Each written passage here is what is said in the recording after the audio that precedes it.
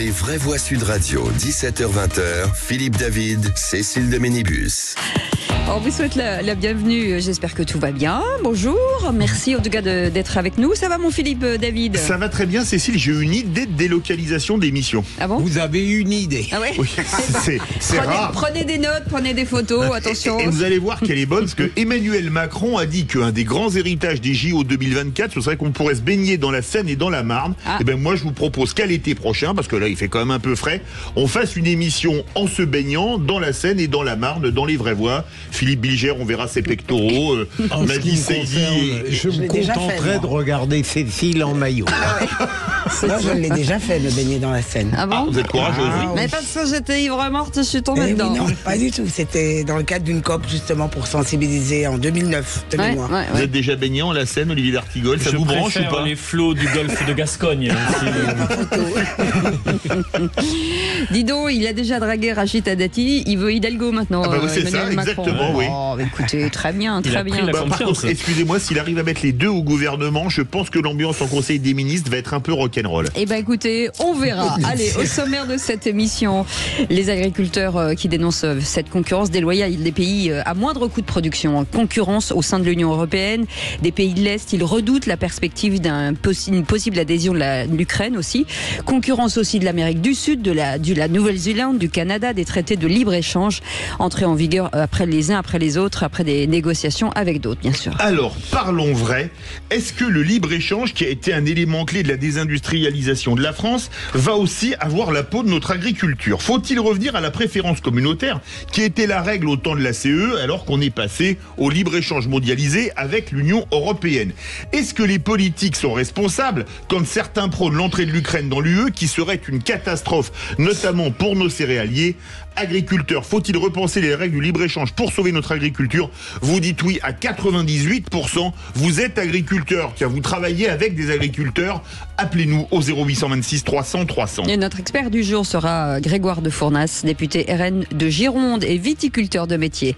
Et puis à 18h30, le coup de projecteur des vraies voix. Autre sujet qui revient aussi dans les prestations des agriculteurs, la surcharge administrative, les normes environnementales jugées trop complexes et trop coûteuses. Aux règles européennes s'ajoute la transposition de la France, selon la profession, au risque d'alourdir même les coûts de production dans une économie ouverte à la concurrence internationale. Philippe. Alors parlons vrai, en demande-t-on trop à nos agriculteurs en mettant des normes en plus des normes européennes? Est-ce que la paperasse demandée à nos agriculteurs, c'est un peu comme dans les hôpitaux, n'est pas aussi un handicap pour eux? Est-ce que les normes environnementales tuent la compétitivité de nos agriculteurs et faut-il privilégier la compétitivité à la défense de l'environnement? Eh bien vous dites oui à 67%. Vous voulez réagir encore et toujours le 0826 300 300. Et Frédéric Descrozailles sera avec nous, député Renaissance du Val-de-Marne et spécialiste des questions agricoles. Les bienvenus les amis, on est ensemble jusqu'à 19h. Les vraies voix Sud Radio. Et nous accueillons comme tous les jours Philippe Bilger qui est venu en botte aujourd'hui en caoutchouc. Absolument. Ouais, c'est bien, et Philippe. puis je remercie Maddy, elle m'a permis de lire Le Monde 5 minutes avant l'émission. Vous avez lu tout le monde en 5 minutes? Voilà, j'ai lu tout le Non, monde. Et elle là- n'a même pas voulu que je la rembourse. C'est de la classe. C'est dingue, c'est le chat GPT. Voilà. Il lit beaucoup plus que l'intelligence artificielle, Voilà. plus rapidement. Madi Saïdi, comment ça va? Ça va Maïdi? Très bien, merci. Bien, bienvenue. Olivier d'Artigol, comment ça va Olivier d'Artigol? Bonsoir les vraies voix. Oui. Avec un salut depuis les ondes de Sud Radio pour les agriculteurs basco-béarnais qui se sont mobilisés aujourd'hui à la fois à Pau et à Bayonne. Voilà, Magnifique. qu'on embrasse. Ils sont sur les ronds-points? Et oui, Ah bon, d'accord. Rond-point, ça n'aura pas quelque chose d'ailleurs. Oui. Tiens. Ouais. On est en train de passer au gilet vert a priori. Ah ouais, là, on passe effectivement au gilet vert. Allez, 0826 300 300 avec ce numéro que vous connaissez bien. Camille de Saint-Rémy de Provence. Qu'est-ce que c'est beau, Saint-Rémy de oui. Provence. Bonsoir Camille. Bonsoir. Bonsoir. Comment ça va Camille? De quoi parle-t-on dans un instant avec vous? Alors moi j'aimerais parler de l'incohérence intellectuelle de notre gouvernement. Pas des vraies voix du gouvernement, on est Oui. d'accord? Ça nous rassure. on est passé près. Allez, on écoute le répondeur en attendant. 0826 300 300. Écoutez. Oui, bonjour Sud Radio, Marc de Paris. Écoutez, pourquoi Sud Radio n'inviterait-il pas des gens de droite traditionnels, des gens qui ont des postes aux Républicains et qui dirigent qui la région, qui est maire, ou qui sont même comme Ciotti et tout ça, mais pas que Ciotti, vous voyez, tous ces gens-là qui ont des idées diverses et qui ont des fonctions diverses dans la nation. par exemple Laurent Wauquiez, voilà pourquoi pas, et ainsi de suite. Je veux dire que c'est pareil pour cette histoire de loi sur l'immigration. Les Républicains l'avaient dans les cartons depuis très longtemps. On attribue ça à Le Pen, alors que c'est faux. Donc invitez-nous les gens qui défendent la vraie droite. Voilà, merci d'avoir écouté mon coup de gueule. À bientôt. Alors, mon cher Marc de Paris, nous invitons bien sûr tous ces gens. Mais comme invité ou comme chroniqueur? Comme invité, mais on invite tout le monde. Et pour les déclarations Arcom, on est une chaîne qui est félicitée par l'Arcom parce qu'on est très bien équilibré. Et là, on a dû prendre des députés Renaissance et RN parce qu'on avait eu trop de LR depuis le début du mois et on a vu la même chose en décembre. Donc, vous voyez, Marc, c'est un peu une illusion d'optique. On est même prêt à inviter Laurent Bardella. Hein. Ah ouais, Laurent Bardella. Laurent Wauquiez. Jordan Bardella. C'est un hybride là. Il y a quand même un petit sujet. Bon, d'abord, j'ai souvenir d'un très beau plateau avec Monsieur Lisnard lors des salons du maire où on avait fait un bon débat. Mais concernant Laurent Wauquiez, encore faut-il qu'il ait quelque chose à nous dire. Il a très certainement quelque chose à nous dire. Mais à force d'enjamber les séquences politiques pour se mettre en réserve de la présidentielle. On le voit nulle part. Oui, mais compte tenu de son niveau, il serait intéressant, surtout en dehors de la politique, en ce qui me concerne. Mais c'est vrai qu'il est assez, discret. Hein. C'est une stratégie. Il est discret. Oui, absolument. C'est une stratégie. Je pense qu'il se préserve. Il sera probablement candidat. Et pour ne pas qu'on lui tombe dessus, évidemment, il préfère rien dire. C'est certain, ça marche, puisque Marine Le Pen ne parle pas beaucoup. Et moins elle parle, et plus elle monte. Donc, mais je me taire. Elle lui a peut-être donné des idées. Je crois que c'est ainsi. On fait silence pendant 2 heures. Et l'audience va exploser. Madi nous envoie un message. Je dis ça, je dis rien. En tout cas, Camille est avec nous de Saint-Rémy de Provence. Les Bouches-du-Rhône à l'honneur aujourd'hui au 0826 300 300. Et l'incohérence intellectuelle du gouvernement, Camille. Sur quoi? Oui. Alors, il le démontre à de nombreuses reprises ces derniers temps et depuis beaucoup trop longtemps. Et tout récemment, nous avons eu l'occasion de l'entendre à la télévision lors d'une conférence de presse où notre cher président nous a expliqué qu'il allait relancer la France et notamment l'économie française par la création de richesses, par l'emploi. Et il y a quelques jours, nous avons appris qu'on allait interdire aux pêcheurs pendant 1 mois d'exercer leur métier. Oui, c'est vrai. Et donc, voilà, c'est encore une démonstration de leur incohérence intellectuelle jusqu'au bout. Philippe Bilger, c'est pas complètement faux. Cette Camille. C'est vrai que le en même temps, c'est fabuleux. Il faut travailler, mais on vous interdit de travailler. Oui, c'est une incohérence intellectuelle et notre auditrice est adorable parce qu'elle aurait même évoqué une incohérence politique structurelle de ce gouvernement. Mais intellectuelle, ça fait plaisir, ça. Ça permet d'élargir le cercle. C'est ça. Olivier d'Artigol. Le procureur a tout dit. Non mais vous qui êtes dans les Pyrénées-Atlantiques, les pêcheurs de Saint-Jean-de-Luz qui doivent rester à quai, c'est quand même hallucinant, non? Alors il y a un sujet concernant les dauphins dans ce golfe de Gascogne. Avec en effet des pêcheurs qui nous disent nous sommes attentifs, nous ne sommes pas sans d'ailleurs proposition avec un matériel spécifique. Ils le disent d'ailleurs, pour eux c'est un drame. Oui, avec des méthodes permettant d'éloigner les dauphins. Mais l'interdiction de pêcher pendant 1 mois alors qu'on est sur la période de la pêche de la sole, qui est pour eux un moment très important en termes de chiffre d'affaires, n'apportera rien ni au problème des dauphins, ni à leurs ressources. Il y a d'autres méthodes. Il faudrait associer les gens qui connaissent tout ça, à commencer par les pêcheurs qui sont les experts de ces questions-là. Bien sûr. Si vous n'avez pas de sol, prenez un phare. Hein. C'est pas. Oui. Bon, pardon. Ben oui, c'est de l'incohérence, c'est du en même temps. Oui. Et malheureusement, ça frappe encore des gens qui sont déjà frappés depuis un moment. Et honnêtement, qu'est-ce que ça change? 1 mois de plus ou 1 mois de moins? Rien du tout. Mais c'est surtout les énormes chalutiers. Qui ont l'impact le plus dur sur cette affaire. Et surtout on devrait aujourd'hui, on a des systèmes d'intelligence artificielle, on devrait les aider en tout cas à avoir des moyens pour lutter contre justement le fait de pêcher il y a des moyens qui existent pour ça. Vous n'avez pas de dauphins ici. Hein. Non. Vous êtes irremplaçable. Il y a des cétacés, mais il n'y a pas de dauphins. Il y aurait des problèmes de succession qui seraient terribles. Et quelques requins qui a dit quoi là? Faites attention, on va vous mettre. Les requins, c'est bien pire. Moi, je coanime avec un cachalot. Faites attention, je vais vous mettre à l'arrêt. À côté de sirène. Ça y est, c'est bon, on les a toutes faites. Allez, merci beaucoup Camille, vous êtes notre vraie voix du jour. On est ravis de vous certain que accueillir. celui qui gagnera le qui c'est qui l'a dit n'a pas un QI d'huître. Ouais. C'est ça. C'est bon, Adil c'est bon, on Bulot. arrête. Vous avez une très belle rêve, Philippe. Allez, 826 300 Ah oui, 300. c'est vrai que ça ouvre des perspectives. Oui. Qu'on souhaite refermer de suite.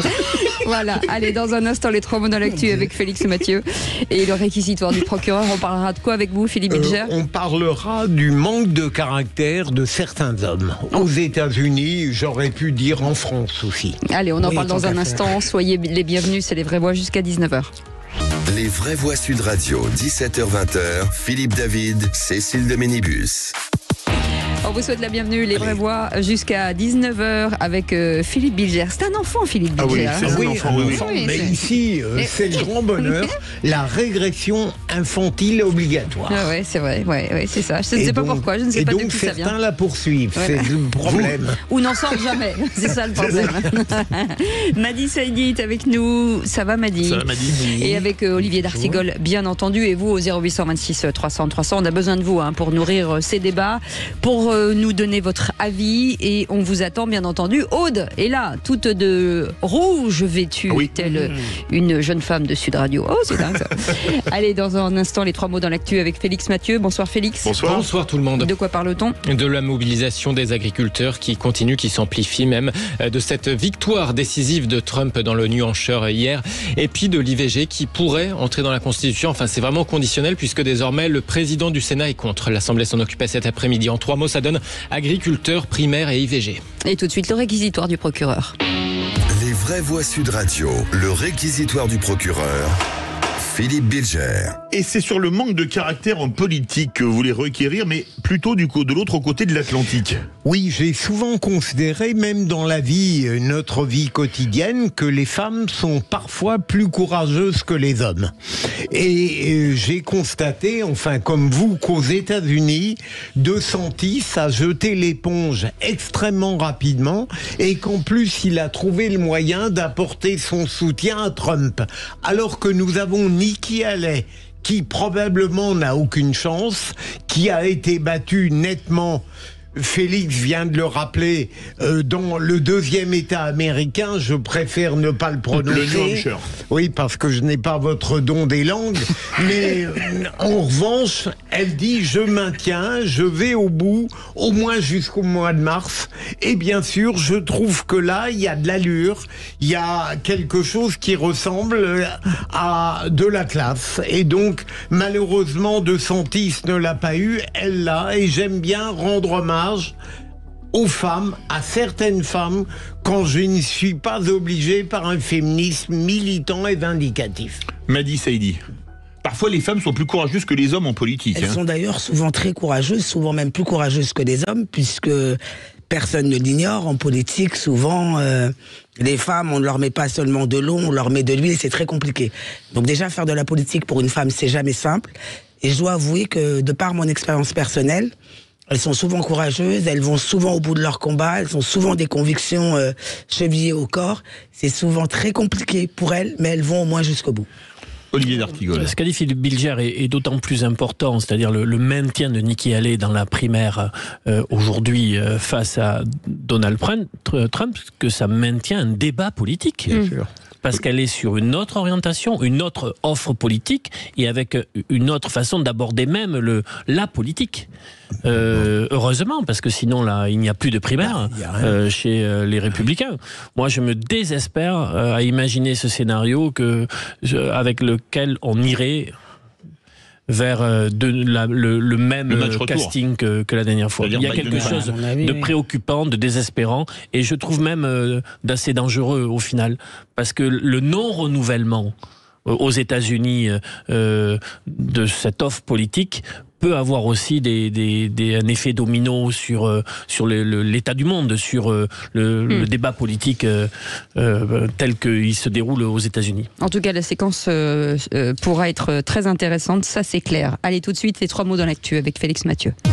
Les vraies voix Sud Radio. Bonsoir Félix. Bonsoir Félix. Bonsoir tout le monde. 3 mots dans l'actu qui sont agriculteurs, primaires et IVG. Le gouvernement dit avoir entendu l'appel des agriculteurs et promet des réponses dans les jours à venir alors que leur mobilisation s'amplifie. Vers un match retour Trump-Biden, le scénario se précise après la victoire de l'ex-président dans la primaire républicaine du New Hampshire. Et puis, le droit à l'IVG va-t-il entrer dans la Constitution comme le souhaite le gouvernement? Le président du Sénat, Gérard Larcher, s'y oppose désormais. Les vraies voix Sud Radio.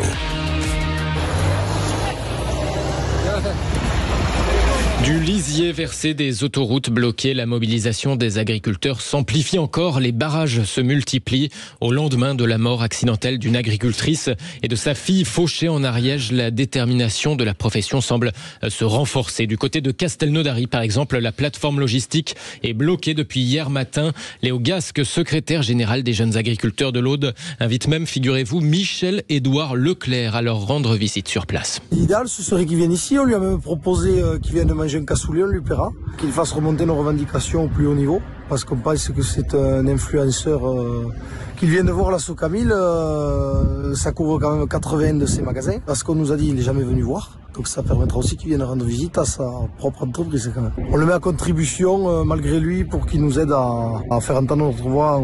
Nous, tout ce qu'on veut, c'est qu'il porte la feuille au ministre, au Premier ministre, et qu'on ait une redescente concrète, c'est-à-dire on veut des actes et on ne bougera pas et on ne débloquera pas ici tant qu'on n'aura pas eu des actes sur ces choses-là.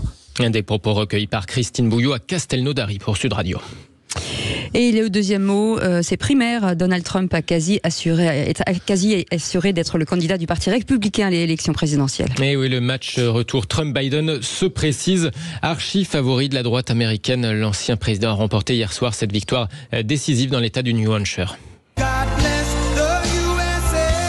Victoire décisive contre sa rivale, donc Nikki Haley, à l'investiture républicaine. Pour autant, celle-ci se maintient. Elle maintient sa candidature. La course est loin d'être terminée, assure-t-elle, affirmant qu'une candidature Trump serait un cadeau pour Joe Biden en novembre. De quoi fortement agacer Donald Trump, qui a passé la majeure partie de son discours de victoire hier soir à critiquer donc sa rivale républicaine. Nous avons gagné presque tous les sondages au cours des 3 derniers mois contre Joe l'escroc Biden. Presque tous les sondages. Et elle, Nikki Haley, ne gagne pas ces sondages. Elle ne les gagne pas. Ce n'est pas un discours de victoire typique, mais il ne faut pas que quelqu'un s'attribue une victoire alors qu'elle a passé une très très mauvaise soirée. Une très très mauvaise soirée. Voilà pour les discours toujours un peu décousus, étonnants de Donald Trump. Il sous-entend au passage que Nikki Haley gagnait, que si Nikki Haley gagnait, elle pourrait à son tour être inquiétée par la justice. En tout cas, on a bien reconnu Donald Trump dans votre voix, Félix. Merci. Je me suis bien entraîné. Très bien les imitations. Ça va être le retour des outrances, Philippe Bilger, avec des outrances. Ah bah oui, bien sûr. Mais ici, on en a parfois un peu. Oui, c'est vrai, vous avez pas raison. du même style. Non, pas du même style, mais Trump, comme le disait Olivier, là on en plaisante, mais avoir face à face Biden et Trump, ça, franchement, pour le plus grand pays du monde, c'est hallucinant. C'est dingue qu'il n'y ait surtout pas de candidat qui puisse être suffisamment puissant ou candidate pour, en tout cas, endiguer. Est-ce que c'est pas les vices du bipartisme? Parce qu'il n'y a pas eu de président autre que républicain et démocrate depuis, je crois, le début du XXe siècle. Oui, je pense qu'en tout cas, le bipartisme est pour quelque chose. Donc, c'est soit démocrate, c'est soit républicain. Il n'y a pas de renouvellement depuis quelques années déjà. Et c'est dommage, oui. Allez, le troisième mot, IVG. Le président du Sénat s'oppose à son entrée dans la Constitution, Félix. Et ça pourrait faire la différence, puisqu'il faut, on le rappelle, une majorité qualifiée des 3/5 au Congrès, c'est-à-dire l'Assemblée plus le Sénat pour modifier la Constitution. Le président donc de la Chambre haute dit s'opposer à l'entrée du droit à l'interruption volontaire dans la Constitution. Proposition de Gérard Larcher prise chez des confrères de France Info. Cet après-midi, c'est l'Assemblée nationale qui se penchait sur la question. L'occasion pour le garde des Sceaux de tenter de gagner du temps. Nous prendrons le temps qu'il faut, a-t-il temporisé, face aux oppositions à cette constitutionnalisation de l'IVG et face désormais même à cette opposition assumée du président du Sénat à la mesure. Philippe Bilger, quel dommage. Pardon Cécile, moi je trouve que ça ne doit pas y être dans la Constitution, mais imaginons, parce que je pense que la Constitution n'est pas un immense réservoir pour le débarras démocratique. Mais deuxième élément, si s'il y était, il est évident que je respecterais si j'étais concerné, mais je trouve que ça porterait atteinte à notre liberté de penser ce qu'on veut. Dans notre fort intime ou dans milieu amical, on a le droit de dire ce qu'on veut. Et donc, constitutionnaliser, ça nous interdit l'expression, mais pas de penser. Oui. L'exécutif est allé peut-être un peu vite en besogne, parce que j'ai souvenir qu'il avait fixé une date pour le Congrès le 5 mars. Or, si le texte n'est pas voté dans les mêmes termes, on ne peut pas aller vers le Congrès. Pour ma part, je suis très favorable à l'inscription de la Constitution, tout simplement parce que nous serions le premier pays à agir de la sorte, ce qui serait un signal à l'échelle du monde très fort, notamment pour les pays où ce droit à l'IVG est contesté. On a vu la manière que cela a pris aux États-Unis, mais pas uniquement. Il y a des femmes dans le monde qui se battent pour ce droit, pour cette liberté essentielle. Et il y aura une autre dimension qui meurt aussi, et qui meurt, et une autre dimension sur la difficulté dans notre propre pays pour des femmes à accéder au planning familial, à des centres d'IVG. Parce que quand une maternité ferme, le centre d'IVG ferme aussi. Merci beaucoup Olivier D'Artigol. Merci Félix Mathieu, on vous retrouve tout à l'heure. Et dans un instant, les agriculteurs qui ne décolèrent pas après cette 6e journée de mobilisation, ils dénoncent une concurrence déloyale des pays à moindre coût de production au sein de l'Union européenne, mais même plus largement. Avec cette question du jour, Philippe. Oui, cette question du jour. Faut-il repenser les règles du libre-échange pour sauver notre agriculture? Alors parlons vrai, le libre-échange qui a été un élément clé de la désindustrialisation, va-t-il avoir la peau de notre agriculture? Faut-il revenir à la préférence communautaire, comme au début de la communauté économique européenne, alors que maintenant on est passé au libre-échange? Est-ce que les politiques sont irresponsables quand ils veulent faire rentrer l'Ukraine, gros producteur de céréales dans l'Union européenne? Agriculteurs, faut-il repenser les règles du libre-échange pour sauver notre agriculture? Ce n'est même pas brejnevien, c'est Kim Jong-unien, puisque vous êtes 98% à dire oui. Et Grégoire de Fournas est avec nous, un député RN de Gironde et viticulteur. On en parlera avec lui, avec peut-être des propositions à faire dans quelques instants. Allez, 0826 300 300, vous voulez bien entendu commenter, vous êtes les bienvenus jusqu'à 19h, les vraies voix Sud Radio. Les vraies voix Sud Radio, 17h-20h, Philippe David, Cécile de Ménibus. Bienvenue, chers amis, 0826 300 300, les vraies voix jusqu'à 19h. Philippe Bilger est avec nous. Il a envie de parler aujourd'hui, Philippe Bilger. Il est très bavard. Il aime ça. Olivier D'Artigol est avec nous, chroniqueur politique. Ça va, Olivier? Oui. Et Madi oui. Lui, en revanche, il n'est pas du tout baba. Madi Saïdi, qui va parler aussi pour les autres. Ça va, Madi, conseillère en communication d'influence et auteur de Française, venue d'ailleurs publier chez Stock. C'est quand le prochain livre? Oula, d'accord, ok, très bien. Pas ou à la Trinité. Ouais. Non, je réfléchis. J'ai quelque chose dans la tête, ça tourne, il faut déjà me mettre d'accord sur le sujet, on verra par la suite. Eh bien, écoutez, réfléchissez tout de suite, on envoie le grand débat du jour. Les vraies voix Sud Radio, le grand débat du jour. Je pense qu'il faut sortir l'agriculture française des accords de libre-échange. Les incohérences profondes de ce gouvernement qui nous dit depuis 5 jours qu'il fait tout pour protéger le monde agricole, mais qui signe à tour de bras tous les accords de libre-échange. On demandait un signal fort au gouvernement, par l'intermédiaire du Premier ministre, d'annoncer l'arrêt des négociations sur les accords de libre-échange à venir, en particulier celui avec le Mercosur. Emmanuel Macron promet qu'il ne signera pas, mais quel choix aura-t-il si l'Allemagne le veut ? Et les agriculteurs dénoncent une compétition injuste face aux pays à faible coût de production, incluant donc les pays de l'Est de l'Union européenne, et ils craignent aussi l'adhésion de l'Ukraine. Ils s'opposent également au traité de libre-échange avec l'Amérique du Sud, la Nouvelle-Zélande et le Canada.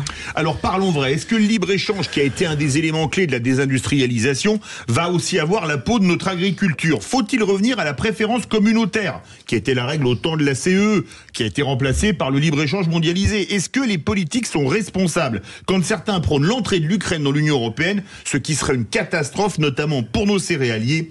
Agriculteurs, faut-il repenser les règles du libre-échange pour sauver nos agricultures? Vous dites toujours oui à 98%. Et notre invité Grégoire de Fournas est avec nous, député RN de Gironde et viticulteur. Bonsoir. Merci d'être avec nous. Bonsoir. Alors, on va dire la vérité, il y a eu un petit problème de taxi, donc on vous chope là au téléphone et on vous récupère dans le studio dans quelques instants. Ne bougez pas, Philippe Bilger, toutes ces règles de libre-échange qui aujourd'hui contraignent fortement les agriculteurs. Alors depuis plusieurs jours, et c'est tout à fait normal, nous ne parlons que des agriculteurs et du problème de l'Europe confrontée à nos intérêts nationaux et aux leurs. Encore une fois, au risque de proférer des banalités, je suis en train de me demander, comme d'autres, si à l'heure actuelle, il est possible de sauver les intérêts de nos agriculteurs au sujet du sort desquels il y a un véritable consensus, si en même temps on demeure dans un européisme un peu béat. Je veux dire, est-ce qu'on est obligé de sacrifier une des branches de l'alternative? C'est vraiment l'interrogation que je me pose. Olivier D'Artigol. Il fut un temps pas si lointain, j'en ai un souvenir très précis, où le libre-échange était présenté comme le nec plus ultra. Ouais. Où on nous disait le grand marché mondialisé, libéral, va s'auto-réguler, et vous allez voir, tout ça... Et ça dépend de quel pays, Olivier D'Artigol. Tout ça se passera très bien. Mais je conteste tout simplement, quand les agriculteurs disent on marche sur la tête, ils ont raison. Concernant, je ne prends que cet exemple, le traité de libre-échange qui est aujourd'hui discuté avec la Nouvelle-Zélande. Ça fait venir du bœuf néo-zélandais qu'on fait venir par bateau, qu'on plonge dans l'azote, et ça vient concurrencer nos éleveurs, que je connais bien, en Pyrénées-Atlantiques par exemple. Concernant le Mercosur, il faut absolument arrêter cette folie pure qui fait que nous importons du poulet. Du poulet, alors que la moitié du poulet consommé en France est importé aujourd'hui. Et 70 à 80% concernant ce qui est servi dans les restaurants. Mais vous vous rendez compte? Donc il faut véritablement un moratoire, un arrêt sur ce libre-échangisme et revenir à la raison. Avec Madi Saïdi. En tout cas, à défaut d'avoir un arrêt complet des règles de libre-échange, il faut en tout cas revoir des règles pour favoriser nos agriculteurs nationaux. C'est plus possible de les laisser être soumis à une concurrence déloyale, notamment des pays de l'Est, mais pas que, alors qu'en France, on pourrait produire. Il y a une forme de pessimisme local qui fait que finalement on sacrifie nos agriculteurs et en même temps c'est plus possible. C'est plus possible, ni en France et encore moins au niveau européen. À un moment il va falloir faire des choix. Et Grégoire de Fournas, est-ce que quelque part les règles du libre-échange c'est pas extra-européen et intra-européen? Olivier D'Artigol a parlé des traités de libre-échange mondialisés, mais quand on voit qu'en France les abattoirs Gadedou ont fermé la porte, pourquoi? Parce qu'il y avait les poulets allemands notamment, ou les abattoirs allemands qui faisaient travailler des travailleurs détachés tchèques, roumains ou polonais à 400 € par mois. Est-ce que c'est pas beaucoup plus vaste que le libre-échange extra-communautaire, mais également intra-communautaire? C'est pas une question, c'est une chronique, allez-y. Non, mais c'est vrai. Non, mais très clairement, il y a un sujet aussi sur le marché commun. La première concurrence de l'agriculture française, c'est les pays de l'Union européenne. Donc il faut évidemment une inflexion du marché commun. C'est pas normal qu'on laisse en concurrence des productions françaises qui sont avec des normes qui soient plus dures que des productions européenne et laisser cette concurrence se développer et qui est en train de détruire notre agriculture. Et est-ce qu'il faut il faudrait en tout cas rétablir les droits de douane sur des produits non soumis aux normes françaises par exemple? Je crois que déjà il faut faire en sorte que les normes sanitaires qui sont imposées aux importations soient les mêmes que celles qui sont imposées pour les productions françaises.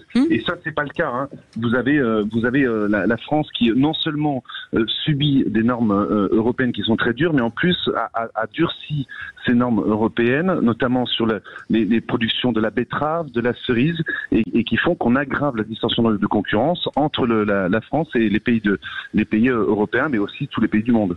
Philippe Bilger. Monsieur le député, j'ai l'impression, dans d'autres débats, je l'ai entendu dire, qu'il y a une sorte de schizophrénie de certains élus français qui, en France, défendent nos intérêts nationaux, mais dans l'instance européenne, votent des textes qui sont contraires à nos intérêts. Est-ce que vous avez un point de vue là-dessus ?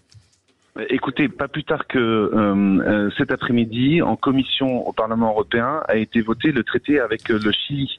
Donc vous avez et voté par des députés macronistes. Donc quand on vous dit au niveau français, en France, qu'on est en train de défendre les agriculteurs, en réalité au Parlement européen, ils votent les traités de libre-échange, ils votent Farm to Fork, qui est une stratégie de décroissance agricole, qui est en train de faire plonger l'agriculture française. Allez, vous restez avec nous, 0826 300 300.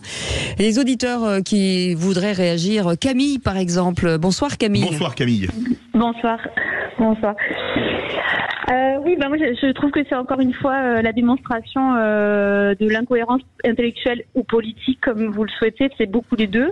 Parce qu'effectivement, souvent, on est beaucoup plus blanc que blanc en France pour des raisons soi-disant de santé publique ou d'éthique. Et par ailleurs, on tolère parce que en fait, on tolère à nos portes que ces problèmes sanitaires et cette éthique, en fait, elle n'a pas à être respectée partout. Donc, je comprends pas comment on peut tolérer, sous couvert de santé publique, que des produits ne soient pas traités en France, alors qu'ils sont tout à fait traités de manière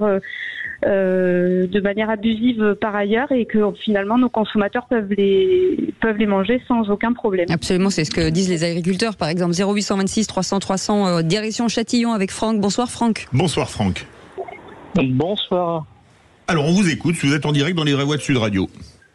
Oui, très bien. Bon, la question c'était à savoir si on devait revoir toutes les dispositions européennes pour sauver l'agriculture. Oui, il faut les revoir, mais en faisant table rase. Pour moi, aujourd'hui, que ce soit pour l'agriculture ou pour le reste, j'ai l'impression que l'Europe ne nous apporte que des ennuis, et qui sont en plus amplifiés, j'entendais votre auditrice juste avant, qui sont aussi amplifiés par nos propres pouvoirs publics. À croire que ces gens-là veulent la ruine de notre pays, de nos économies et de notre culture. C'est assez... on voudrait le faire exprès, qu'on ne s'y prendrait pas autrement. Voilà. Donc c'est la colère qui m'anime aujourd'hui et qui me poussera demain à rejoindre des agriculteurs sur les routes ou sur les ronds-points, en espérant qu'il n'y ait pas 2-3 lascars qui nous fauchent sur le bord des routes. Ouais. Mais moi qui suis hors de l'agriculture, je suis cadre à la défense, pour tout vous dire. Donc je suis hors du secteur agricole, mais il y a une colère générale qui monte et qui est à la limite insurrectionnelle. Merci de votre témoignage, Franck. Grégoire de Fournas, les vignerons de l'Aude du comité de l'action viticole ont fait exploser un bâtiment vide de l'État. C'était vendredi. C'est à Carcassonne. Est-ce que vous condamnez cet acte ? J'ai déjà dit plusieurs fois, évidemment, je condamne toute la violence, d'où qu'elle vienne. En revanche, je fais la différence. Alors il faut d'abord savoir qui a commis cet acte.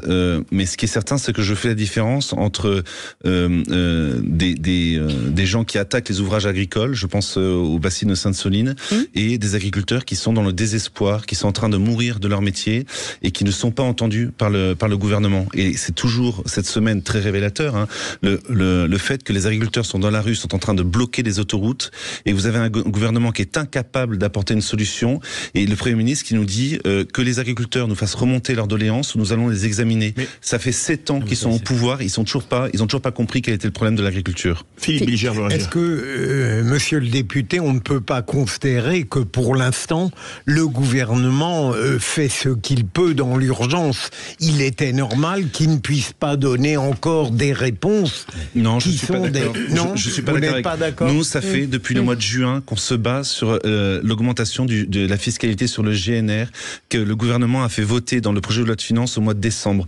Nous sommes battus en commission, nous sommes battus dans l'hémicycle, nous sommes battus dans les réunions, les conseils de Bercy, pour leur dire que cette mesure allait enflammer les campagnes, et ils ont refusé, et ils refusent toujours, parce que ça, ce serait une mesure très rapide et très facile à faire, c'est-à-dire de renoncer à cette augmentation, et ils s'obstinent dans cette fiscalité punitive. Olivier D'Artigol. Il y a un slogan qui m'a beaucoup touché hier, l'agriculture enfant, on en rêve, adulte, on en crève. C'est-à-dire que ce qui se passe là, c'est en effet un mouvement, mais avec beaucoup de désespoir sur la situation. L'exécutif va devoir, dans les prochaines heures, on ne peut pas attendre raisonnablement le discours de politique générale, prendre une décision forte sur le gasoil non routier.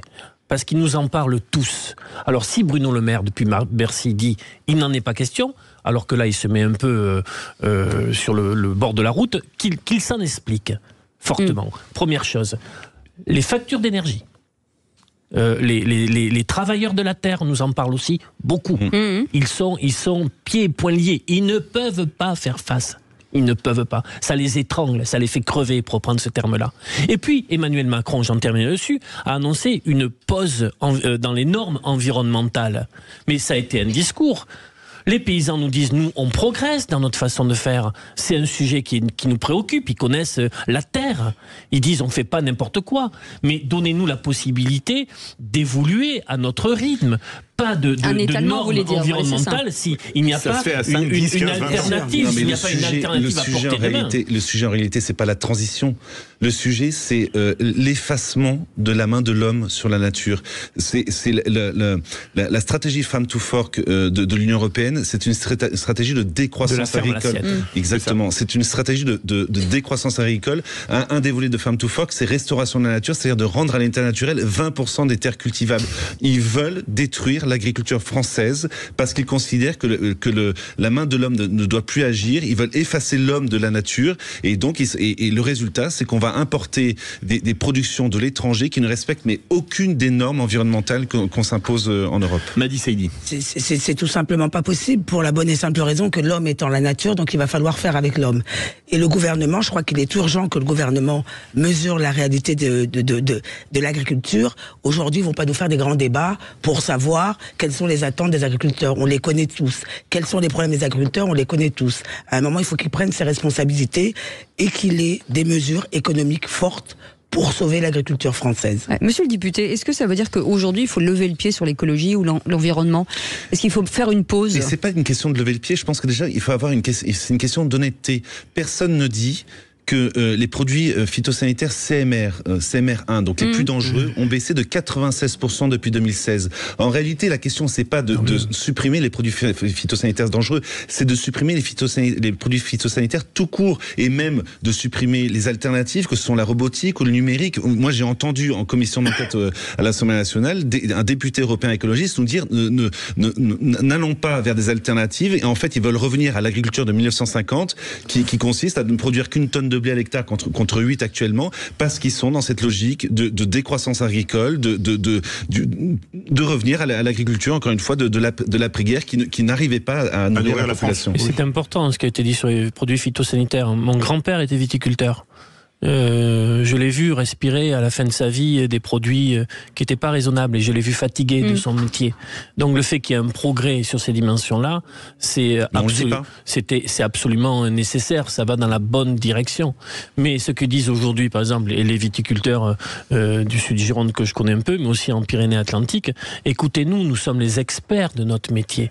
Donc faites-nous confiance pour justement les accompagner. Mais Grégoire de Fournas, les agriculteurs demandent un geste au gouvernement, mais notamment sur le libre-échange. Le gouvernement, il a un pouvoir zéro, puisqu'on a transféré tous nos pouvoirs à l'Europe. Je suis pas d'accord. Les macronistes... on a transféré tous les pouvoirs à l'Europe. Sur la politique agricole commune et la politique commerciale, oui. Excusez-moi, mais les députés européens macronistes ont voté tous les traités de libre-échange au Parlement européen. Ils ont voté tous les volets de la stratégie Farm to Fork. Ils ont voté le Green Deal. Avec les écologistes. C'est-à-dire qu'ils soutiennent absolument cette stratégie de décroissance agricole. Donc, quand ils vous disent aujourd'hui, arrêtons d'accabler les agriculteurs de normes, comme ça a été le cas par le ministre de l'Agriculture hier à l'Assemblée nationale, en réalité, il oublie de dire que les macronistes votent avec les écologistes toutes ces normes qui sont en train d'accabler les agriculteurs. C'est pas ma question. C'est qu'aujourd'hui, la France n'a plus aucun pouvoir, c'est l'Europe qui décide de tout.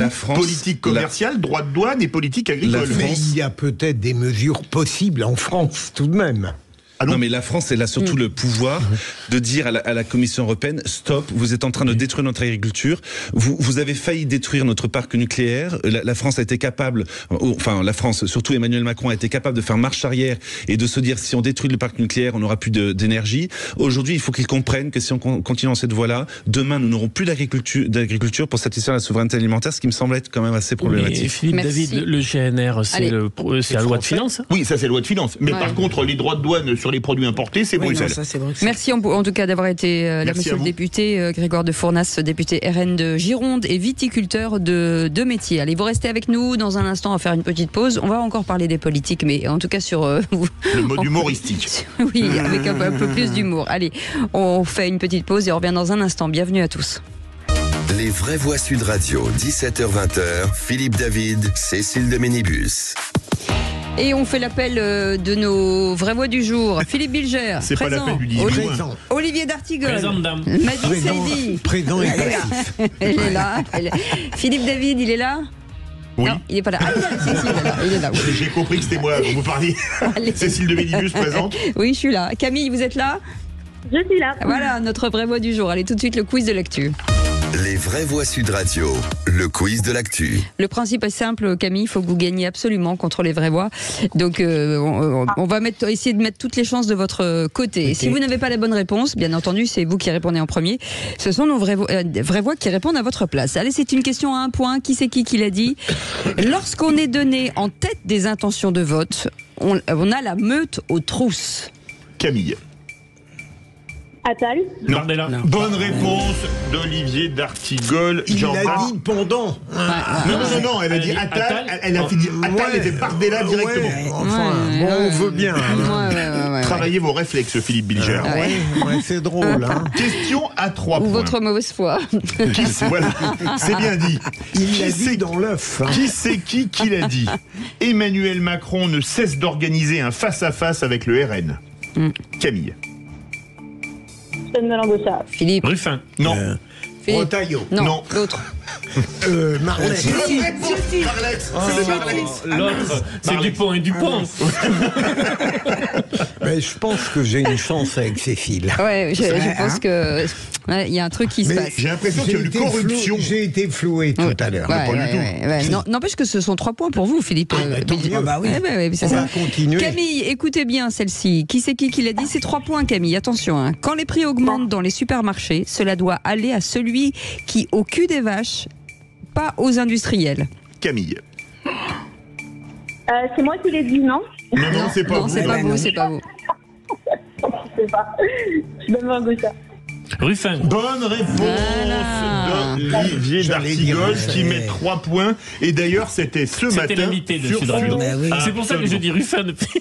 Parce que je sais qu'il y a au moins une question de sanité. C'est bon, on a dit Ruffin 2 fois, c'est bon. Qui c'est qui l'a dit? C'est à 1 point, Camille. Si le gouvernement ne bouge pas, j'appelle à une convergence des colères. Ah, Roussel. Pardon. Non, c'était à Camille de répondre. Ah, c'est pour Camille. C'est pour Camille. Le point est pour Camille. Eh ben oui, c'est comme ça. C'est le jeu. C'est le jeu, ma pauvre Lucette. Pour qui gagne pas.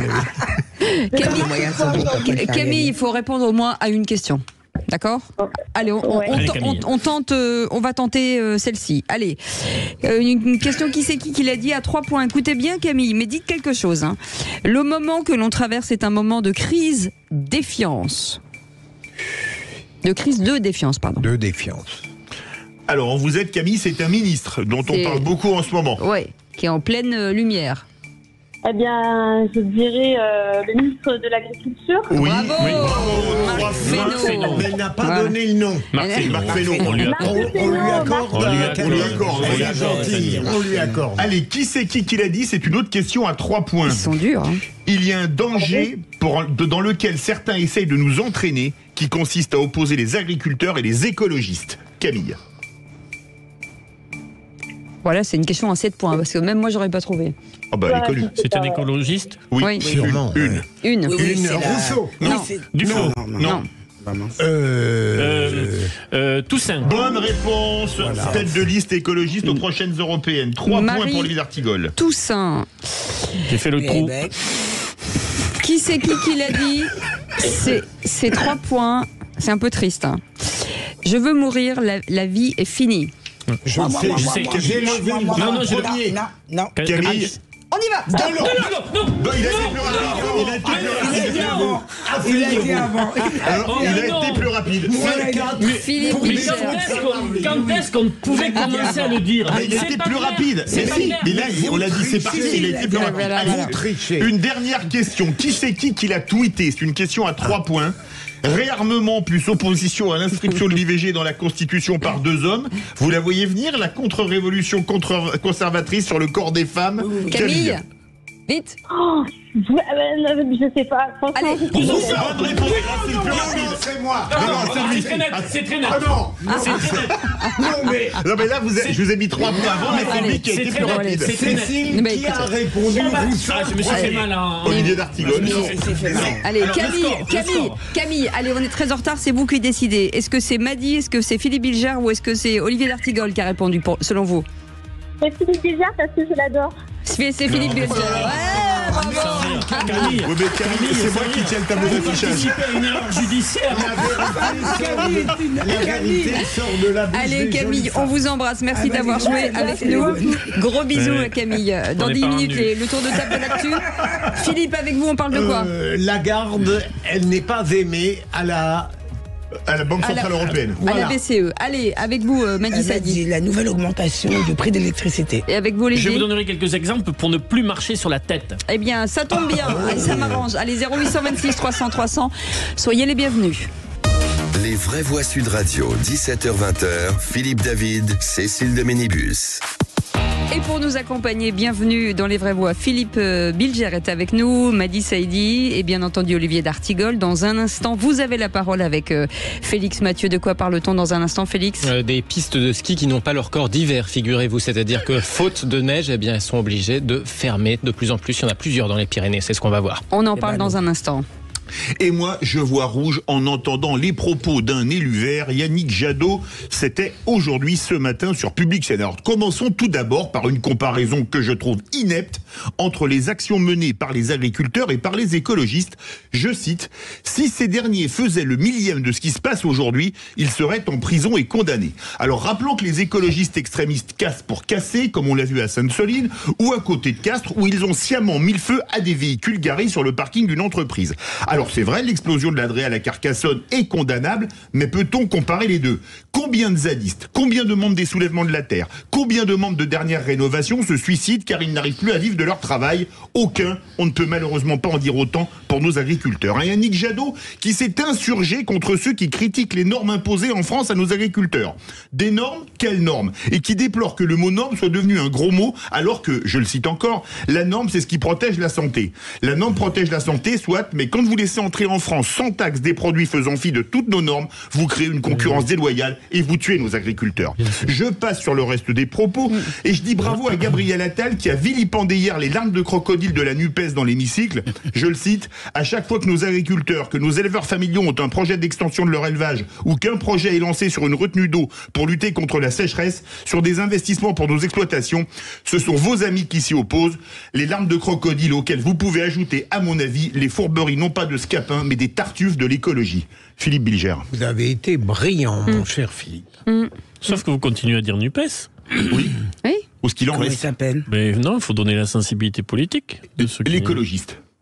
Oui. Mais certains LFI soutiennent aussi les zadistes. C'est quoi, Olivier d'Artigol? Ah oui. Madi. J'ai adoré Philippe Bilger. Ah ouais, d'accord. Je suis complètement solidaire à tes propos, cher Philippe. La vérité, c'est que les écolos sont complètement frappadingues. La vérité, c'est que oui, les normes, elles protègent parfois, mais les normes, elles tuent aussi souvent. Et c'est le cas de nos agriculteurs. Non, mais il y a surtout une grande hypocrisie qui nous parle des normes qui ne sont absolument pas respectées dans les produits que nous importons. C'est sûr. Absolument. Ah oui. Enfin, le rapport, vous avez très justement dénoncé l'absurdité de la similitude. Ah oui. Allez. Similitude, vous comprenez? Ouais, je vais chercher du Larousse et je vous dis ça dans 3 minutes. C'est presque comme simili-cuir, mais c'est pas pareil. Non, ça c'est ce Philippe Bilger dans ses soirées. Allez, direction avec Félix Mathieu, vous avez la parole. Et aujourd'hui, Félix, peut-être c'est une bonne nouvelle ou un coup de colère finalement? Non, c'est pas une très bonne nouvelle. On va dans les Pyrénées avec ce constat qui franchement pose question, qui a de quoi inquiéter. De plus en plus de stations de ski ferment, tout simplement, faute d'enneigement. En tout cas, ferment les pistes de ski, des pistes vertes ou marron en février. Ouais, c'est pas le niveau de difficulté, c'est bien la couleur de l'herbe ou de la terre qu'on voit à la place de la neige. Bonsoir Coralie Sanchez. Oui, bonsoir. Merci d'être avec nous dans Les Vraies Voix sur Sud Radio, directrice des ventes pour le groupe STEM International qui gère la station d'Hautacam dans les Hautes-Pyrénées. Alors vous avez activé par exemple le mode sans neige à Hautacam. En quoi ça consiste ? Alors le mode sans neige à Hautacam, c'est quelque chose qui a été initié depuis quelques années maintenant. En fait, la problématique de la neige qui pourrait être absente certains hivers ou en partie pendant l'hiver, c'est pas nouveau. Malheureusement, c'est quand même un constat que beaucoup de collectivités et de stations de ski se font et ont pris aussi ce virage d'entendre cette problématique-là. Donc sur la station du Hautacam qui est à 1530 mètres d'altitude pour le bas du domaine. La situation de qu'est-ce qu'on fait quand il n'y a pas de neige, on a pris le parti de l'intégrer et de l'affirmer. Ouais, c'est un vrai coup dur. C'est un vrai coup dur pour vous. Alors, c'est franchement pas facile parce qu'il y a du personnel qui est embauché pour faire fonctionner des remontées mécaniques, parce qu'il y a de la clientèle qui est là, qui est en attente et qui en demande, et parce que franchement, il y a du monde qui vient pour du ski, mais sur des belles journées comme ça, et on est bien obligé de se forcer quand même à voir le côté positif, c'est que il y a quand même des choses à faire en montagne, même s'il n'y a pas de neige, et pour profiter de ces belles journées. Donc le mode hors neige à Hautacam, c'est déjà depuis une quinzaine d'années une luge sur rail, donc une montagne luge qui est l'activité phare de la station en mode ski ou en mode hors neige. Et puis depuis cet été, il y a plein de nouvelles activités qui sont venues s'y greffer et qui finalement peuvent faire le plaisir des petits et des grands, et notamment une Zippy Bike. C'est la deuxième en France, où là en fait on est sur une activité où on pédale sur un vélo harnaché sur un câble au-dessus du vide. Donc attention, vertigineux, et pour le coup on profite du paysage parce qu'on peut se la faire tranquille, ou au contraire un petit peu plus rapide, parce que quand même le Hautacam ça reste un col mythique et connu pour le vélo, donc on peut aussi y aller un peu plus franco. Merci donc beaucoup. Ce serait un grand bonheur, pour les non-skieurs comme moi. Ouais, c'est ça. C'est ça, parce que finalement la montagne depuis quelques années, c'est l'été, c'est l'hiver, mais c'est autrement aussi. On sait maintenant que le tout ski c'est fini, mais que par contre il y a quand même plein de choses à proposer, parce que la clientèle elle est quand même au rendez-vous. Et en tout cas il y a du soleil dans votre voix quand même, Coralie Sanchez. Merci d'avoir été avec nous. C'est la station d'Hautacam dans les Hautes-Pyrénées. On vous invite en tout cas, même s'il n'y a pas de neige. C'est juste au-dessus du village de Françoise de Gois. Ah n'y allez pas alors. C'est vrai, au-dessus de Montigny. En tout cas, merci d'avoir répondu à nos questions, Coralie Sanchez, et on passera bien sûr le bonjour à toute cette station, et bon courage. Merci beaucoup Félix Mathieu, vous bougez pas. Félix. On revient dans quelques instants, c'est la suite des Vraies Voix jusqu'à 19h.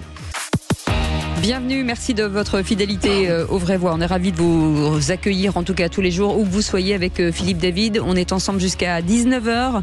Dans quelques instants, le coup de projecteur des Vraies Voix sur les agriculteurs. Faut-il privilégier la compétitivité et la défense de l'environnement? Vous pouvez d'ores et déjà vous inscrire au 0826 300 300. Aude, bien entendu, vous attend au standard. En attendant, le coup de projecteur, pas du tout. Le tour de table de l'actu de nos Vraies Voix. Oh, dites, je vais envoyer les actualités. Vous venez les voir dans la cabine? Je vais vous raconter une histoire pas banale. Et vous me racontez pas votre petite journée? On a assez perdu de temps comme ça. Le tour de table de l'actualité. Direction Francfort avec vous, Philippe Bilger, où les salariés de la BCE préféraient nettement Mario Draghi à Christine Lagarde. En effet, il y a la réputation politique et médiatique qu'on vous fait, et Christine Lagarde bénéficie d'une aura réelle ou prétendue, je crois, réelle. Récemment encore, elle a eu droit à une émission spéciale dans C'est dans l'air, et lorsqu'elle revient au siège, elle constate qu'un certain nombre d'employés, dans un sondage tout de même restreint, il y en a 1000 qui ont été questionnés, viennent dire qu'ils la considèrent comme mauvaise, voire très mauvaise, par rapport à Mario Draghi qui lui obtient 98% pratiquement de satisfaction. Et ce ne serait pas un sondage dont il faudrait tirer des conséquences irréversibles et dramatiques si en réalité précisément il semble reprocher à Christine Lagarde de mettre la BCE à son service, tandis que Mario Draghi, selon eux, se mettait au service de l'institution. Donc c'est intéressant de voir le hiatus entre ces deux registres. Manu. Je suis assez surprise sur ce sondage, puisqu'elle était plutôt réputée pour être quelqu'un de plutôt bonne dans son boulot. On l'a vu au FMI, je suis assez surprise, mais si c'est le cas, c'est dommage. Olivier d'Artigol. Et Christine Lagarde, dont le nom a circulé il y a quelques jours encore, à la fois pour Matignon, mais aussi pour un grand ministère au périmètre très large. Conseillé par Sarko. Ah oui. Donc c'est un arbitrage qu'il n'aurait donc pas obtenu. Voilà. Ah oui, rien n'est fait, je vous signale. Tout peut changer. Il y a encore quelques jours. Il y a encore. On ne sera pas ministre délégué. Ni secrétaire d'État. Oui, moi je dis que tant que les choses ne sont pas posées. On a une chance. Oui, bien sûr qu'on a une chance, Philippe. Surtout vous et moi. Enfin, surtout moi, surtout. J'ai beaucoup de chance. Imaginez qu'on prenne Philippe. Philippe David, on le mettrait où, Philippe David? Où vous voulez. À l'accueil. Moi, je pense à la culture, mais là. Ministre de la cordialité. Oui, mais c'est vrai qu'il faudrait des relations, en tout cas, des bonnes relations. Madi Saïdi, vous voulez revenir sur cette majorité qui arpente finalement les plateaux télé pour expliquer finalement que la hausse de l'électricité, c'est la faute de Poutine. Oui, absolument. Moi, je me souviens de Bruno Le Maire qu'on a vu presque la main sur le cœur nous dire il y aura plus de hausse d'électricité. Donc, quelque part, on a eu un petit peu d'espoir. Et là, on le voit partout sur les plateaux en nous disant 1er février, faites attention à vous. D'abord, ça va augmenter. Et évidemment, on ne dit pas la vérité aux Français au lieu de leur dire qu'évidemment, on a un problème de souveraineté alimentaire, mais aussi de souveraineté énergétique. Et finalement, on dit aux Français, c'est pas de notre faute. D'ailleurs, c'est jamais la faute de ce gouvernement. C'est évidemment de la faute du méchant Poutine et des Ukrainiens à cause desquels l'électricité continue d'augmenter. Mais peut-être qu'à un moment, il va falloir aussi réfléchir à qu'est-ce qu'on fait en termes de souveraineté énergétique et qu'est-ce qu'on fait avec l'Ukraine. Parce que l'Ukraine finira par avoir à la bon dos. Voilà. Est-ce que c'est pas grotesque les propos de Bruno Le Maire sur l'électricité? C'est la faute de... Excusez-moi, mais c'est Elisabeth Borne et pas Elisabetta Bornicheva qui a fermé Fessenheim, non? On peut se dire en termes de communication, plus c'est gros et plus ça passe. Sauf que là, la corde est usée, mais...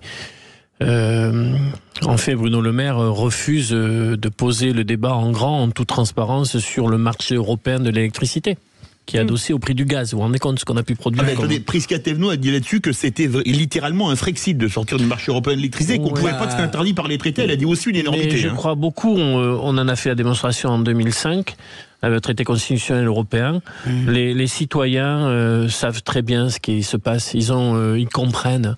Ils voient très bien comment ça se passe. Que si des politiques pensent ne vous en occupez pas, c'est trop technique, c'est trop compliqué, les personnes s'informent aujourd'hui, maîtrisent les sujets et les enjeux.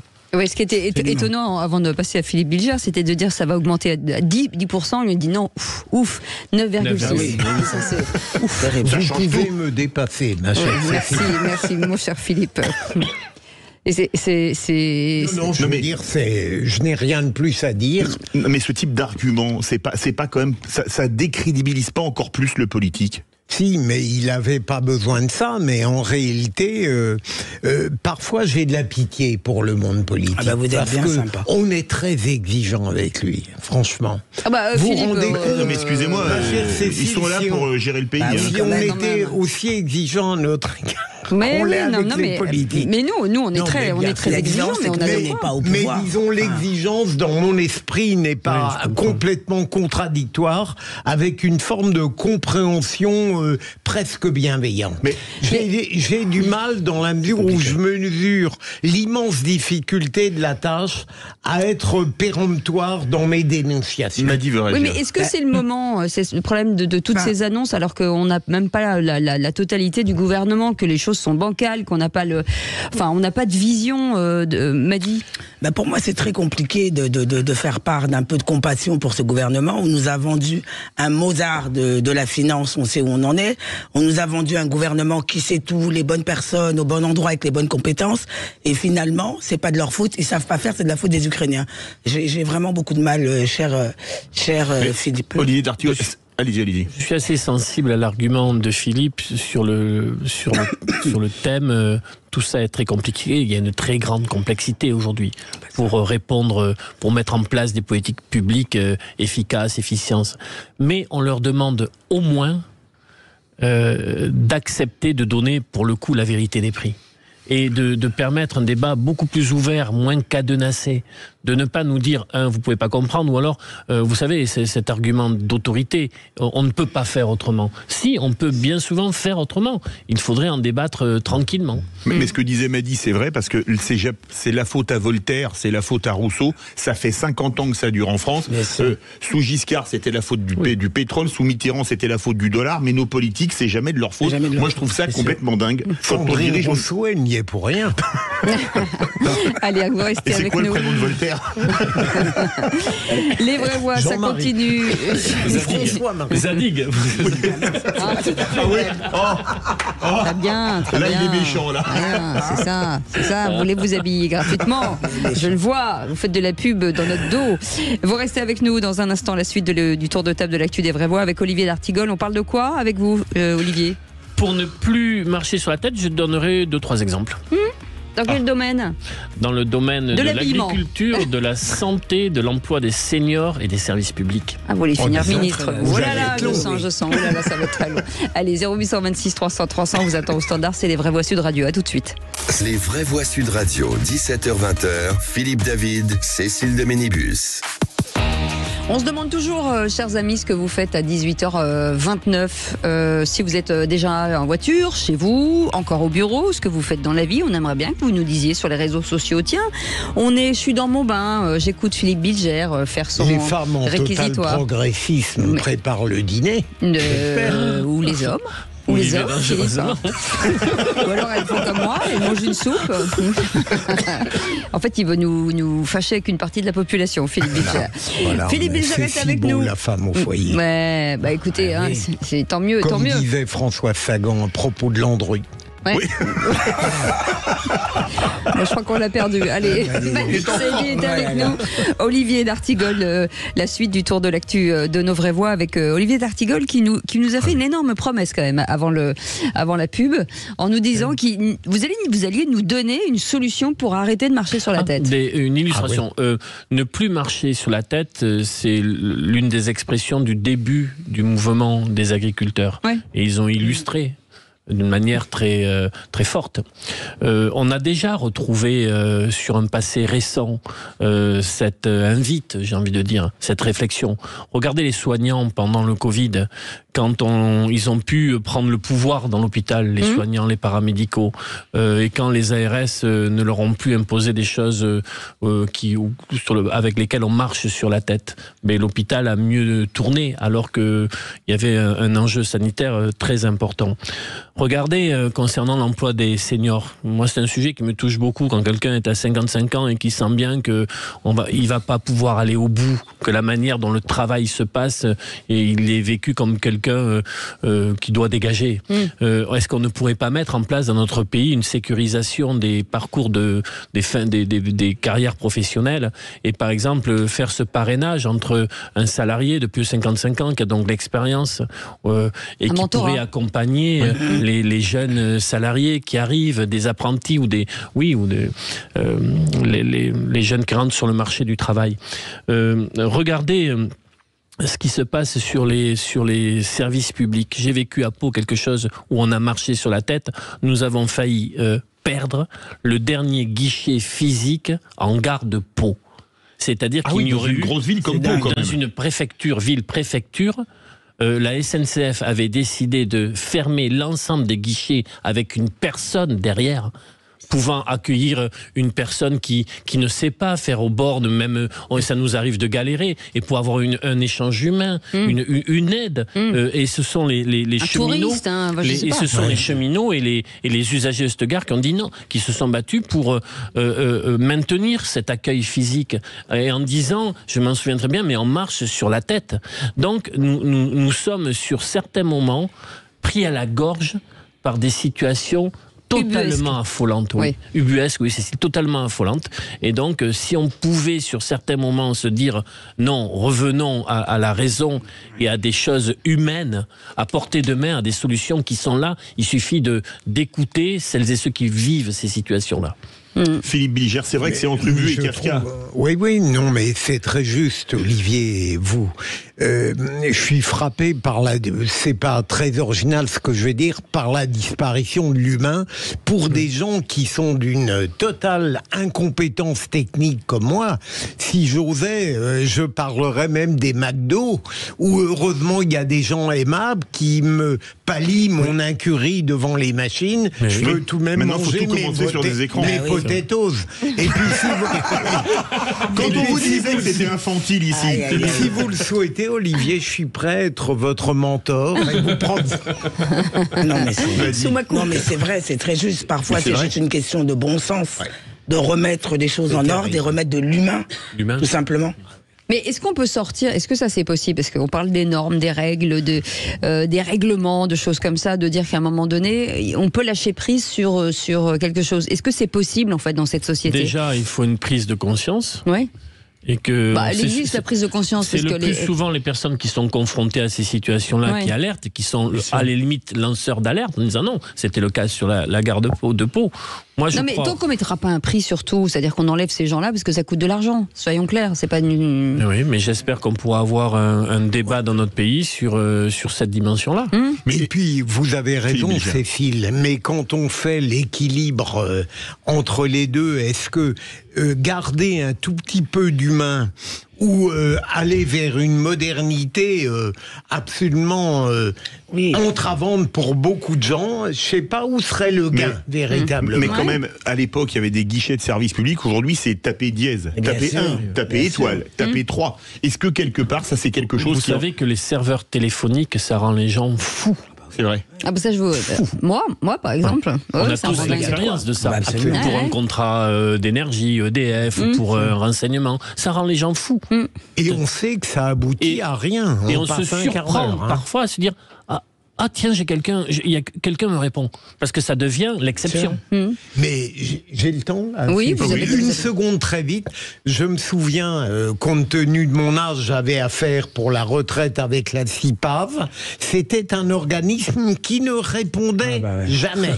Et un jour, j'ai fait un tweet et j'ai eu dans 5 minutes après le directeur adorable et depuis répondre. Absolument, absolument. Ben, moi ça m'arrive très souvent. D'abord je le fais en privé parce que je trouve que je leur donne une chance, mais ça fonctionne toujours. Vous vous souvenez, j'ai réglé une situation d'une personne.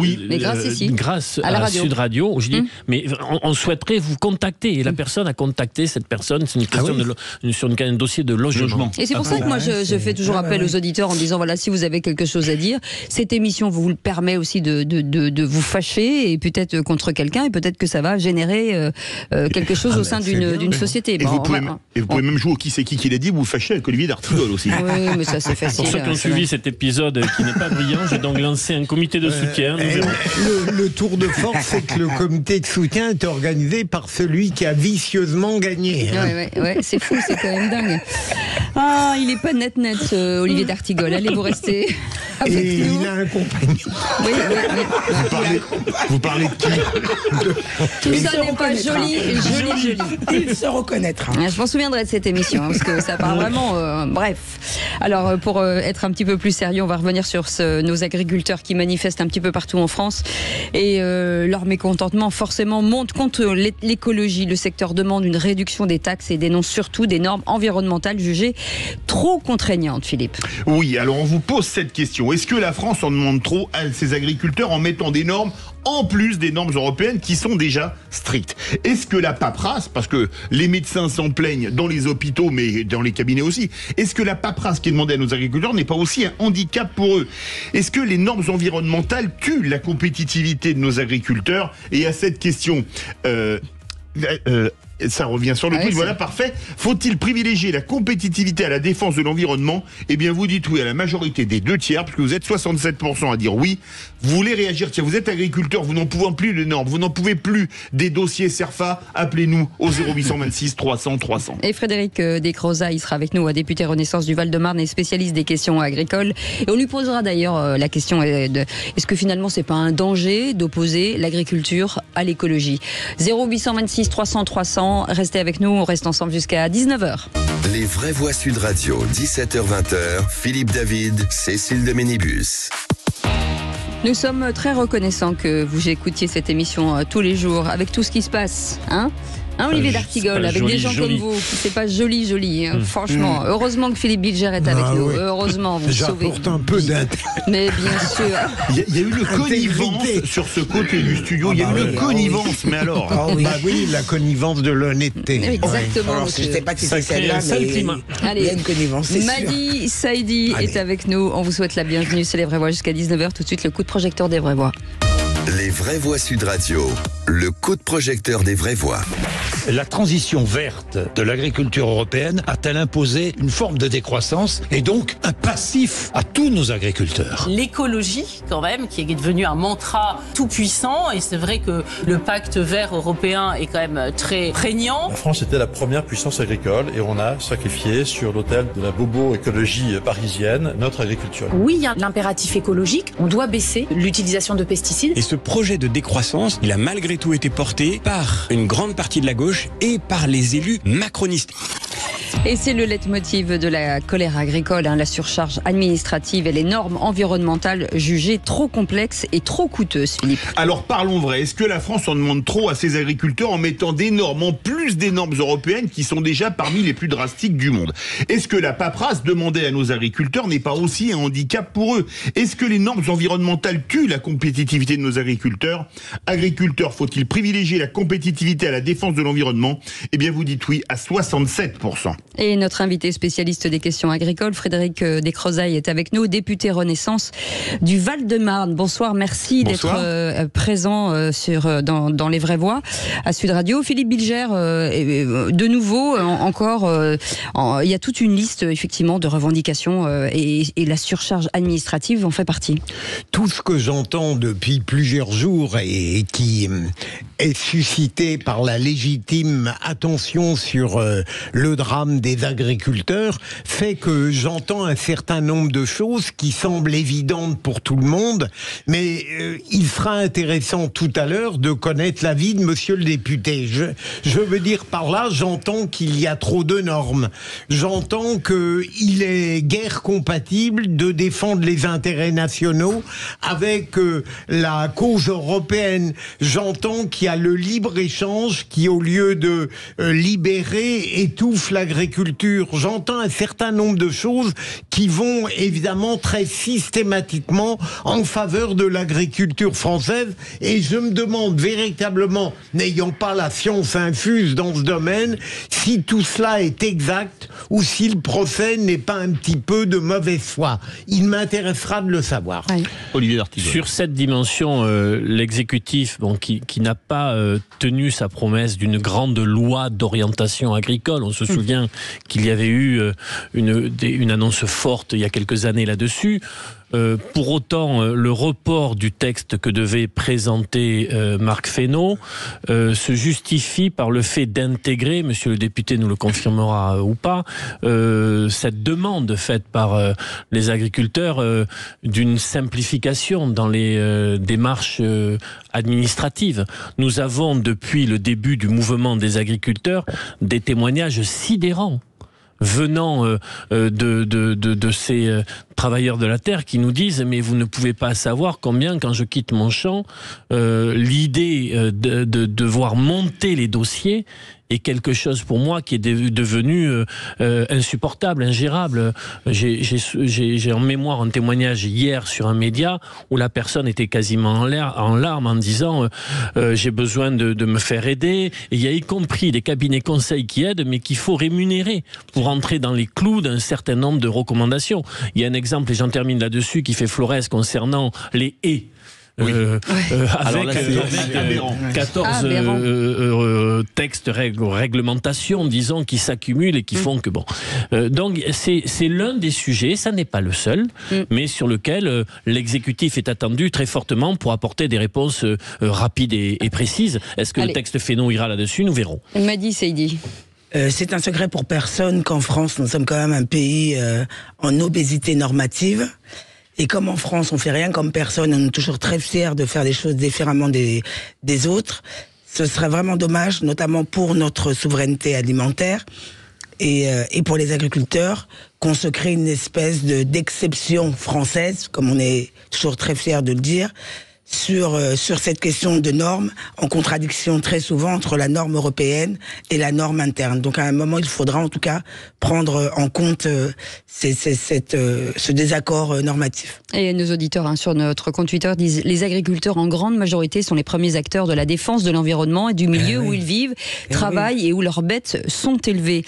Monsieur le député François Descrozaille est avec nous, un député Renaissance, député Renaissance du Val-de-Marne, spécialiste des questions agricoles. Je disais, avant d'ouvrir ce grand débat, est-ce que finalement le danger n'est pas d'opposer l'agriculture à l'écologie? Ah si, vous avez raison. Quand on simplifie outrancièrement, on fait des bêtises. Et oui, c'est un écueil d'opposer l'agriculture et l'écologie, puisque il n'y a pas d'agriculture, il n'y a pas d'avenir agricole sans transition agroécologique. Il n'y a pas d'écologie sans le métier du vivant. Il n'y a pas d'écologie là où il n'y a pas de présence humaine. C'est une façon d'aménager. L'écologie, c'est une façon de vivre dans un endroit. Donc, il ne faut pas les opposer. Maintenant, dans tout ce que j'ai entendu, je trouve que vous avez relevé en très très peu de temps les uns et les autres énormément de choses de ce qui est en train de se passer. C'est effectivement une très grande complexité. Moi, je voudrais souligner que ces contradictions avec lesquelles doivent se débattre les agriculteurs, là, c'est quelque chose qui nous pète à la figure. Ce sont des contradictions que nous avons tous en tant que consommateurs, citoyens, contribuables, électeurs. C'est nous, comme consommateurs, qui nous plaignons de prix qui augmentent, et c'est normal. Beaucoup de ménages modestes y sont violemment confrontés, mais c'est pas au même coût que nous aurons la transition agroécologique, plus de signes de qualité dans les produits alimentaires, plus de saisonnalité, plus de qualité y compris dans les cantines, plus de bio, plus de traçabilité, moins d'une complexité agronomique sur les exploitations. Ça ne se fera pas au même budget.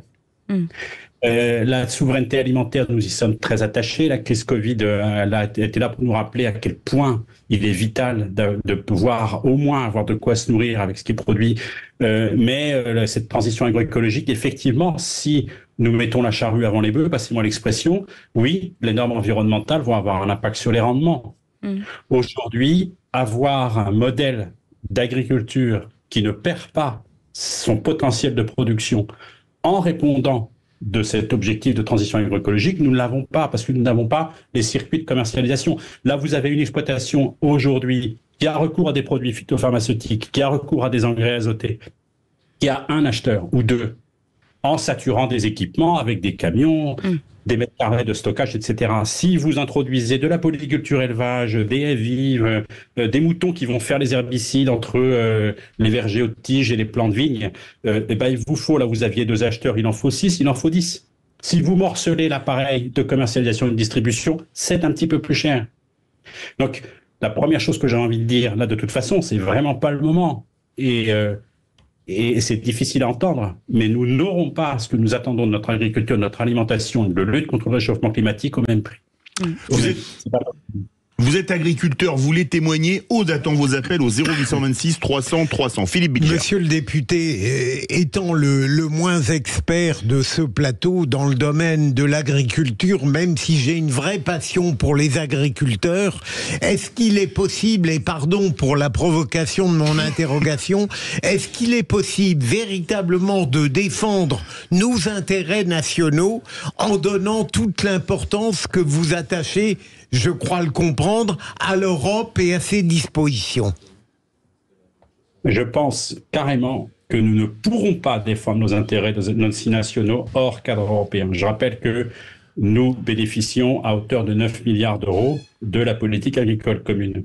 Il n'y a pas de puissance entre les États-Unis et la Chine sur les questions de stabilité géopolitique, avec la déstabilisation que nous pouvons attendre aux portes de l'Europe, à l'Est et en Méditerranée. Il n'y aura pas de place pour une nation comme la France pour se protéger. Je ne le crois pas du tout. La conjugaison de nos intérêts nationaux avec l'Europe, je veux dire, c'est une conjugaison à la fois sur notre sol de cette agroécologie avec une agronomie plus complexe que je viens d'évoquer. Donc en fait, réintroduire de la polyculture élevage dans beaucoup d'endroits où il y a eu des spécialisations, mais c'est certainement ne pas renoncer à notre capacité exportatrice. 1 tonne de blé en France sur 2 est exportée, principalement pour nourrir le Nord-Afrique. Pendant la crise Covid, tout était à l'arrêt, l'agriculture non. Les camions, ils ont roulé, les bateaux, ils ont navigué. Et l'Afrique du Nord a profité de la production de céréalières françaises. C'est une contribution nette à la stabilité géopolitique du sud de la Méditerranée. Il y a 3 mois de sécurité alimentaire mondiale dans le monde par an, 3 mois. C'est lié à 5 zones de production excédentaires dans le monde, dont l'Europe de l'Ouest, principalement la France. Ça serait de la folie d'y renoncer. Une pure folie. Olivier D'Artigol veut réagir, monsieur le député. Monsieur le député, très récemment, le président Macron s'est engagé à proposer une pause dans les normes environnementales. Comment cela va-t-il se traduire ? Alors, comment ça va-t-il se traduire ? Je ne pourrais pas vous répondre à cette question-là, monsieur D'Artigol, parce que je ne peux pas encore vous dire qu'est-ce qu'on va mettre dans cette loi. Ce qui est certain, c'est que le Parlement va s'en emparer, et quel que soit ce que va nous proposer le ministre dans son projet de loi, je pense que là, il va y avoir des débats parlementaires assez passionnés, et j'espère passionnants sur ces questions-là. Ce que je peux vous dire, c'est que cette question des normes environnementales, vous preniez l'exemple des haies, parce qu'il est mais emblématique. Effectivement, si un paysan veut planter 600 mètres de haies, il y a code rural, code de l'urbanisme, code de l'environnement, pour que une partie du paysage soit classée, je ne sais pas quel bureau du ministère de la Culture qui est concerné. Et si le préfet sort un arrêté, il y a exactement une chance sur 2 que le lendemain de sa parution, il soit attaqué par une ONG ou une association. Mais en fait, ce mal qui est très français, c'est un fonctionnement en silo. Nous avons des administrations centrales, environnement, agriculture, santé. C'est vrai. Merci. Qui ne se parlent pas, qui ne travaillent pas de manière concertée. Et je dis ça respectueusement pour les fonctionnaires, parce que chacun se donne du mal à son niveau, chacun fait son travail. Mais ce que sait faire une entreprise sur la fameuse expérience client, c'est-à-dire faciliter la vie de ses clients. Une entreprise, elle n'exporte pas ses contraintes de fonctionnement internes. Elle ne va pas, passez-moi l'expression, emmerder ses clients parce qu'elle a besoin de je ne sais pas quoi pour son service facturation et bon. L'administration ne sait pas le faire. L'administration n'arrête pas d'exporter ses propres contraintes. Les administrations, elles ne travaillent même pas de manière concertée. Mais ça, c'est un truc qui est devenu complètement dingue.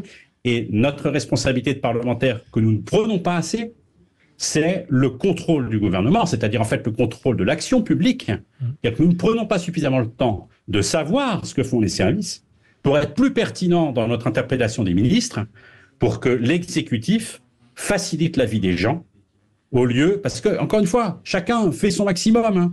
Chacun mais il n'y a pas suffisamment de travail d'équipe pour se dire, comment on facilite la vie de celui qui est en bout de chaîne et qu'on inonde d'exigences, de trucs à remplir, à répéter, etc. Mais monsieur le député, il faudra bien trouver des solutions, parce que on ne peut pas rester comme ça en l'état. Enfin, il y a bien des solutions à trouver. On ne peut pas juste rester béat en disant voilà, c'est difficile, les organisations ne peuvent pas changer, l'organisation est certainement figée. Il y a forcément des choses à régler quand même. Et rappelons-nous qu'il y a une dizaine d'années, François Hollande nous avait vendu le choc de simplification. Hein. Oui, oui.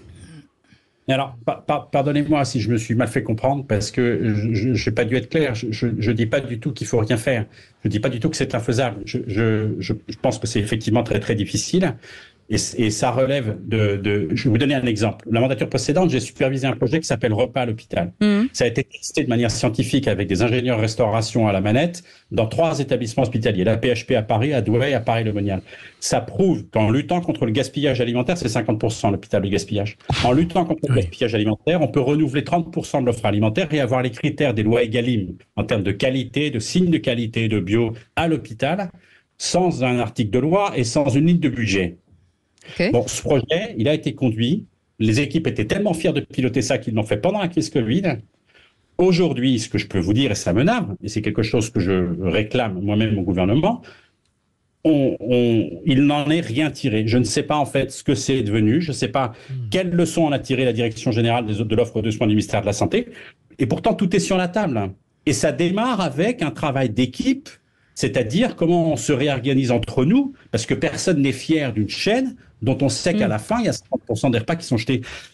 Et c'est une stricte réorganisation. Je vous donne cet exemple-là parce que c'est beaucoup plus difficile d'avoir cet effort collectif, cette prise de conscience collective qui implique beaucoup de monde, qui ne pointe pas de responsabilité, qui ne dit pas c'est Machepro qui est un nul, on va le remplacer par Michu. C'est beaucoup plus complexe que ça. Ben c'est long, c'est beaucoup plus difficile que d'inventer l'eau tiède, d'avoir l'idée géniale de la prochaine loi et de je sais pas quelle initiative qui va faire le buzz 48 heures et puis en fait sort sans qu'il y ait eu un état des lieux correctement critiqué, quoi. Merci beaucoup, monsieur le député Frédéric Descrozaille, d'avoir été avec nous, député Renaissance du Val-de-Marne, spécialiste de ces questions agricoles. Vous restez avec nous dans quelques instants avec Philippe David. On fera une spéciale émission sur les agriculteurs avec Jean-Baptiste Moreau, député, et bien entendu des agriculteurs qui seront avec nous. Merci beaucoup Philippe Bilger d'avoir été avec nous. Merci Madi Saïdi, merci Olivier d'Artigol. Et arrêtez Olivier d'Artigol d'être aussi mauvais joueur, je vous assure. Hein. Non, mais il a gagné. Je vais essayer de progresser. Même lorsqu'il gagne, il est mauvais joueur. Mais oui, c'est ça qui est dingue. Mais c'est parce qu'il vous singe. J'ai une semaine pour monter le comité de soutien. Mais moi, j'ai perdu. Alors. Allez, on se retrouve dans un instant. À tout de suite.